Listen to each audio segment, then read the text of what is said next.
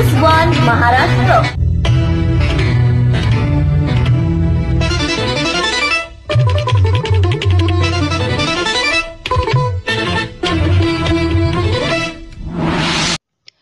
केज विधानसभा मतदारसंघाच्या आमदार नमिता अक्षय मुंदडा यांच्या वतीनं केज शहरामध्ये आयोजित करण्यात आलेल्या गौरी गणपती देखावे स्पर्धेचा बक्षीस वितरण कार्यक्रम आज केज शहरामध्ये संपन्न झाला। यामध्ये बक्षीस पात्र गौरी गणपतीच्या प्रतिनिधींना सन्मानचिन्ह, शाल आणि रोख रक्कम आणि पुष्पगुच्छ देऊन सन्मानित करण्यात आले। या कार्यक्रमास आमदार नमिता अक्षय मुंदडा, केज पोलीस स्टेशनचे पोलीस निरीक्षक प्रशांत महाजन, ज्येष्ठ नेते रणजित सिंह पाटील, नेताजी शिंदे, डॉक्टर वसुदेव नेहरकर, विष्णू घुले, महादेव सूर्यवंशी, राहुल गदळे, सुनील घोळवे, डॉक्टर पवार, खदीर कुरेशी, सुनील हिरवे यांच्यासह पत्रकार आणि स्पर्धेत भाग घेणाऱ्या महिला तसेच गणेश मंडळाचे कार्यकर्ते मोठ्या संख्येने उपस्थित होते। या कार्यक्रमात केज विधानसभा मतदारसंघाच्या आमदार नमिता मुंदडा आणि उपस्थित मान्यवरांनी बोलताना काय सांगितलंय ते सविस्तर पहा न्यूज वन महाराष्ट्र वाहिनीवर।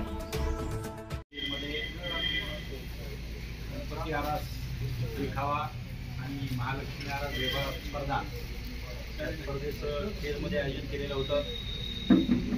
प्रथमच या ठिकाणी आपण यावर्षी अशा या सांस्कृतिक कार्यक्रमाची सुरुवात केलेली होती। केज शहराला एक चांगला सांस्कृतिक वारसा लाभावा आणि गणपतीच्या माध्यमातून आणि महालक्ष्मीच्या माध्यमातून एक चांगला सोशल मेसेज समाजामध्ये जावा या उद्देशानं आणि या ठिकाणी महालक्ष्मी आणि गणपती आरास या स्पर्धेमध्ये जे उत्कृष्ट असं ज्या लोकांनी या ठिकाणी योगदान दिलं, ज्या लोकांनी उत्कृष्ट असे देखावे सादर केले, त्यांना कुठंतरी प्रसिद्धी भेटावी, त्यांचा कुठेतरी सन्मान व्हावा, त्यांच्या कला भाव भेटावा, त्यांचं कुठेतरी कौतुक व्हावं या उद्देशानं या ठिकाणी आपण वसुंधरा सेवा प्रतिष्ठान यांच्या माध्यमातून आदरणीय आपल्या केज विधानसभा मतदारसंघाच्या लाडके आमदार नमिता मुंदडा संकल्पनेतून आपण हा प्रोग्राम या ठिकाणी राबवलेला होता। त्यांचं म्हणणं असं होतं की विचार होते तेव्हा ठीक आहे, आपण कुठेतरी एक केजला नेहमीसारखे कार्यक्रम अंमलबजावणी होतात कारण अंमलबजावणी शहराला थोडा सांस्कृतिक वारसा लाभलेला आहे आणि त्या ठिकाणी त्यांना सोयी पण आहे। केज शहरामध्ये पण या ठिकाणी आपण असं उत्कृष्ट असं त्यांच्या माध्यमातून एक सुसज्ज असं शिंदे साहेबांच्या नावाने सभागृहाचं काम ऑलरेडी सुरू आहे या ठिकाणी।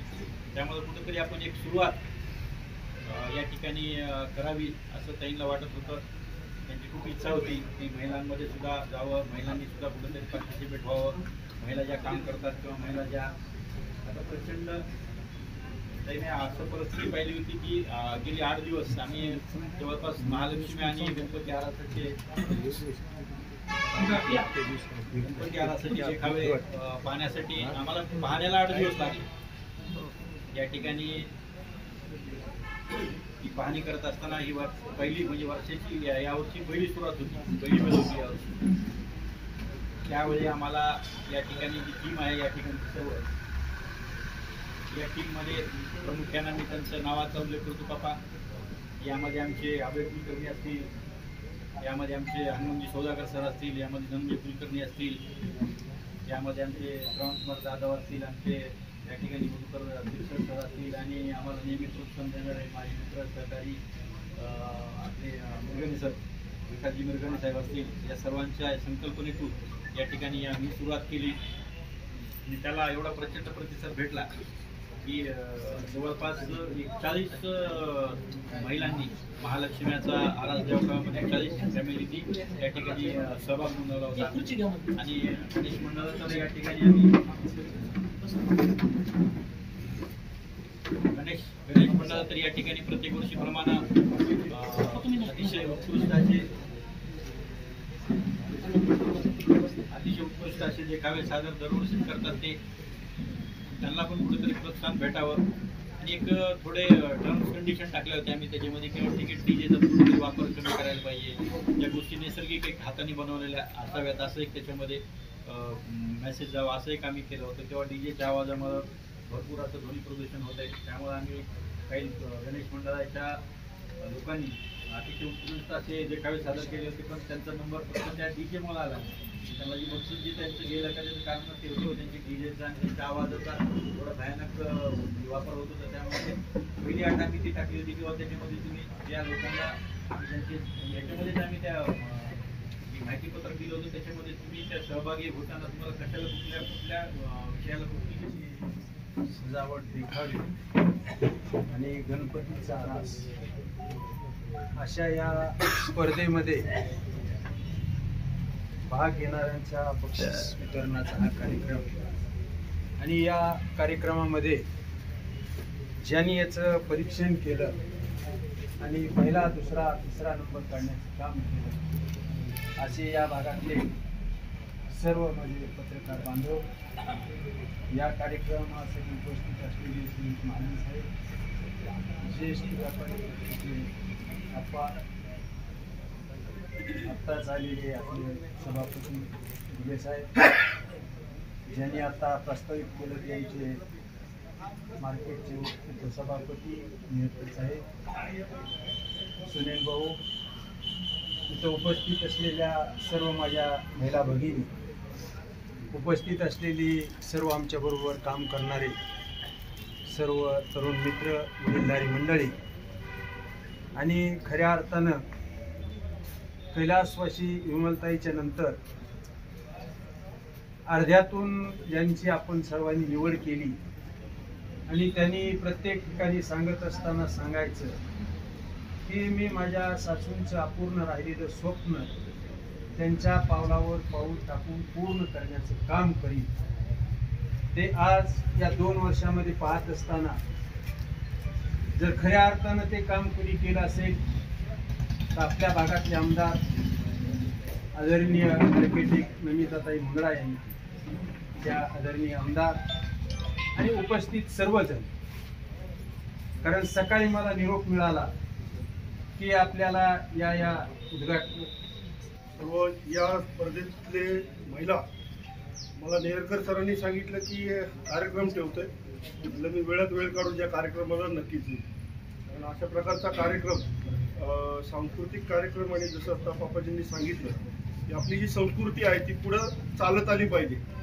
तर या संस्कृतीमधनंच भावी पिढीकरता आपल्याला नवीन चांगले विचार हे आपल्या मुलांच्या मध्ये रुजवले गेले पाहिजेत. अशाच प्रकारचा उपक्रम आमच्या पोलीस स्टेशनला सुद्धा आम्ही 25 तारखेला घेत आहोत. गणपती मंडळ आहे, त्यांनी आकर्षक देखावे आणि आकर्षक सजावट आणि मिरवणुकीमध्ये गुलाल वगैरेचा कमी वापर केलेला आहे व डीजेचा सुद्धा त्यांनी कमी आवाज केलेला आहे. तर त्यांना उत्तेजनार्थ सुद्धा आम्ही बक्षिसं ठेवलेली आहेत. तर असा कार्यक्रम यापुढेही चालू राहावा याकरता मी शुभेच्छा देतो आणि माझे 2 शब्द संपवतो.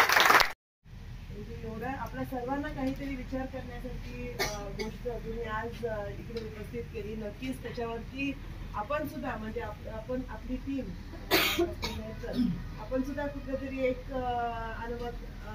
मनन चिंतन करून नेक्स्ट इयरसाठी इन अंबाजोगाई अँड केज असे कुठेतरी काहीतरी नवीन निकष टाकून बदल करायची गरज आहे. आणि आपल्या प्लॅटफॉर्मवरून सुद्धा जेव्हा आपण आवाहन करतो तेव्हा सुद्धा हा मेसेज नक्कीच जर सगळ्यांपर्यंत गेला तर आपलं नेक्स्ट पिढी असेल आताचं सगळं म्हणजे सगळे फॅक्टर्स इकडे टच होतात ते कुठल्या तरी चांगल्या दिशेने घडतील ह्याची खात्री मला आहे. मग आपले महाजन साहेब ज्यांनी एवढ्या सुंदर पद्धतीने त्यांच्या सुद्धा काही म्हणजे जरी शॉर्टमध्ये पण एकदम चांगल्या पद्धतीने आपलं विचार व्यक्त केले की किती महत्त्वाचं आहे. म्हणजे आपण जी आजकाल तर खूप म्हणजे जर आपण आपल्या गावापातळीवरच्या बाहेर जरा विचार केला तर ही नक्कीच अशी गोष्ट आता व्हायला लागली जी पुढचं जनरेशन करत नाहीये. म्हणजे खूप कमी त्याच्यामध्ये आता गणपती घरी आणणं हे तर लोक करतात, पण आता पुण्या मुंबईला गेल्यानंतर नाही तर देशाबाहेर गेल्यानंतर एवढ्या कामामध्ये व्यस्त होऊन जाते पुढची पिढी की गणपती घरी आणणं हेच म्हणजे संपलं, एवढं ह्याच्यामध्ये संपलं. मग त्याच्यामध्ये वेळ घालून मन लावून, आता जसं तुम्ही सांगितलं डॉक्टर नेहरकरनी की काही महिला 10-15 दिवसापासून, मला तर वाटतं 10-15 दिवस सुद्धा नाही, त्याच्यापेक्षा जास्त ही संकल्पना म्हणजे याचा आयडिया हे सगळं करायसाठी 2-3 महिने लागतात. जेव्हा आपण मग कुठून गोष्टी आणायच्या, त्या हुडकून आणायच्या, मग ते पिकअप करायला जरी एवढ्या लवकर आपण सुरुवात केली तरी पण रात्रीचे 2 म्हणजे आधीचे 1-2 रात्र कोण झोपत सुद्धा नाही, म्हणजे एवढं त्याला मेहनत लागते. पण आताच्या ह्याच्यामध्ये असं व्हायला लागलंय की खूप म्हणजे आता मगाशी माझं बनत होती की राहिलंच नाही, आता गणपती आला बस झालं, त्याच्या पुढच्या पिढीला तर काय करणार आहे तर काय माहित.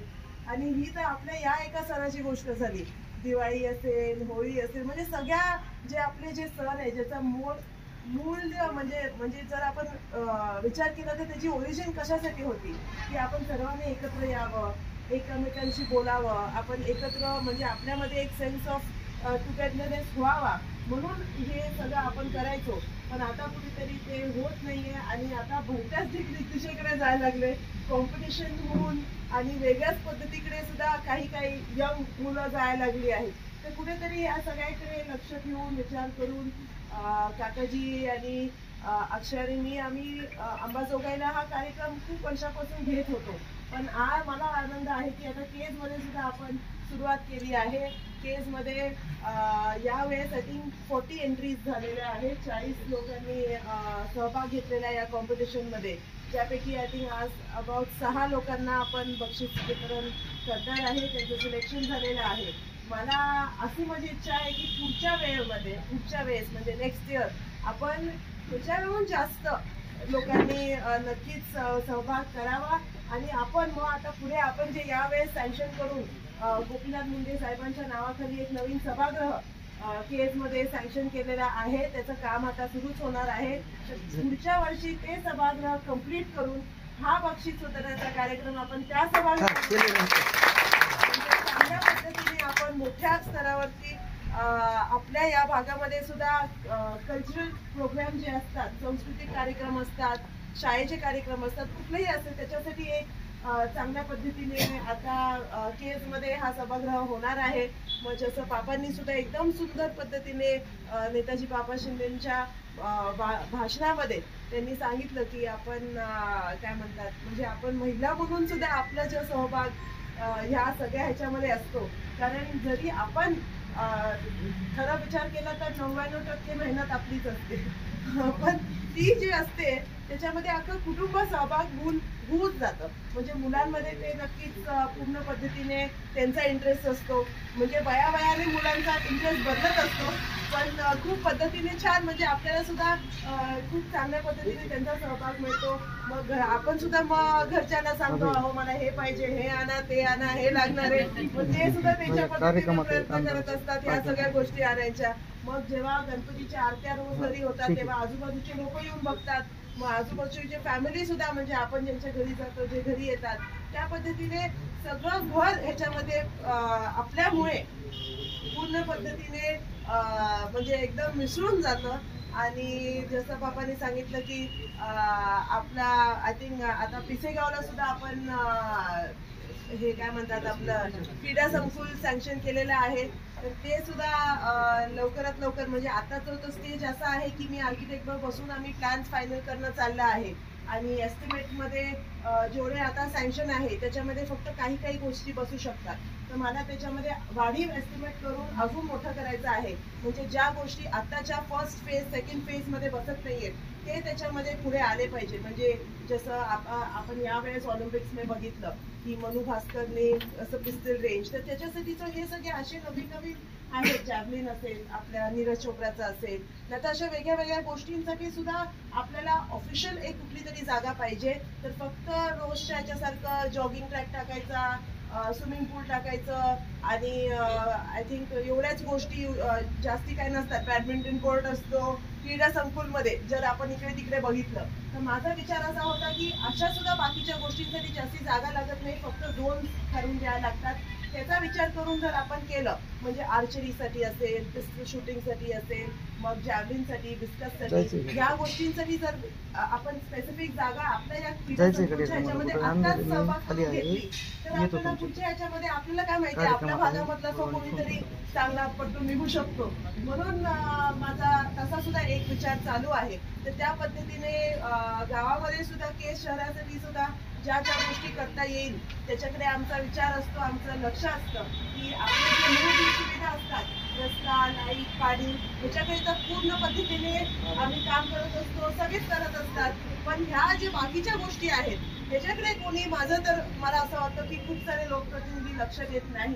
ज्याच्यासाठी म्हणजे आपलं जे मेंटल हेल्थ असतं, कल्चरल हेल्थ असतं, ह्या गोष्टींकडे सुद्धा काही काय आपल्याला गावामध्ये कशाची गरज आहे ती आणून घ्यायची गरज. आता केजमध्ये कालच GR आला, आपल्या काय म्हणतात नवीन पार्क होणार आहे, उद्यान होणार आहे. म्हणजे आपल्या मुलांना सुद्धा इकडे चांगला झुला, स्विंग, मोठा पार्क, काहीतरी एक छोटा डक पॉन्ड असेल, नाहीतर आपल्यासारख्या सगळ्यांना वॉकिंग ट्रॅक, जॉगिंग ट्रॅक, ह्या सगळ्या गोष्टींसर्व केसमध्ये काही सुविधा नाही आहे. तर त्याच्यासाठी सुद्धा आता ते सुद्धा निधी आलेला आहे. तर त्याचे सुद्धा प्लॅन्सवरती ऑलरेडी आर्किटेक्ट फायनल करून डिस्कस करून आम्ही आता त्याचं काम सुद्धा लवकरात लवकर सुरू करणार आहे.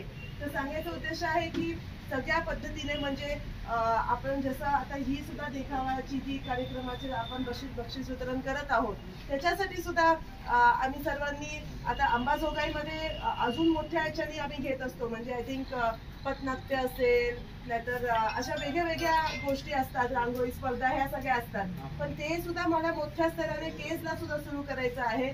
तर नक्कीच पुढच्या काळामध्ये ते सुद्धा करू. आणि केज म्हणून आता जसं अंबाजोगाईची ओळख कल्चरल, सांस्कृतिक म्हणून आपण समजतो, तसं केजमध्ये सुद्धा असा एक वर्ग आहे. पण तिकडे त्यांना एक कुठलं तरी व्यासपीठ आणि व्याव निर्माण करून देणं काम सुद्धा मी माझं स्वतःचं काहीतरी रिस्पॉन्सिबिलिटी आहे अशी मी समजते. म्हणून आम्ही हा सगळा इकडे सुरू केलेला आहे, जास्ती वेळ न घेता. कारण आय थिंक आपण सर्वजण 12च्या आधी इकडे आलेला आहात आणि आपल्याला माहिती आहे टाइम सुद्धा झाला आहे. आपल्याला घरी जेवण आणि काय सगळे रिस्पॉन्सिबिलिटी असतात. म्हणून जास्ती वेळ न घेता आपण बक्षीस वितरणाच्या कार्यक्रमाकडे वळूया. आणि आपण सर्वांनी खूप चांगल्या पद्धतीने सहभाग घेतला. तर नक्कीच आपल्या आता ऑलरेडी आपल्या सर्वांना खूप खूप कॉंग्रॅच्युलेशन्स आणि शुभेच्छा. म्हणून मी थांबते. धन्यवाद. गणपती देखावे स्पर्धेच्या बक्षीस वितरणाच्या कार्यक्रमामध्ये वसुंधरा सेवा प्रतिष्ठानने हे बक्षीस ठेवलेलं होतं. पहिलं वर्ष आपलं या ठिकाणी हे आहे. अशीच या स्पर्धेची उत्तरोत्तर प्रगती आम्ही सर्व करत जाणार आहोत. जास्तीत जास्त संघांनी या ठिकाणी सहभाग पुढच्या वर्षी नोंदवावा. या कार्यक्रमासाठी आपल्या लाडके आमदार आदरणीय नमिताताई मुंदडा ज्या उपस्थित राहिल्या त्याबद्दल त्यांचे आभार मानतो. तसेच आमचे ज्येष्ठ मार्गदर्शक आदरणीय ऋषिसिंहजी पाटील साहेब, या पोलीस स्टेशनचे पोलीस निरीक्षक श्री महाजन साहेब, आमचे व्यापारी महासंघाचे जिल्हा उपाध्यक्ष आदरणीय मृगेश साहेब, आमचे ज्येष्ठ मार्गदर्शक नेताजी बापा, सर्व पत्रकार बांधव या ठिकाणी आणि सर्व स्पर्धक या ठिकाणी आपण भरभरून प्रतिसाद देऊन हा कार्यक्रम आणि सर्व निरीक्षक आणि आमचे सर्व सहकारी कार्यकर्तेही या कार्यक्रमासाठी उपस्थित राहिले. त्याबद्दल सर्वांचे आभार मानतो आणि हा कार्यक्रम संपला असे जाहीर करतो.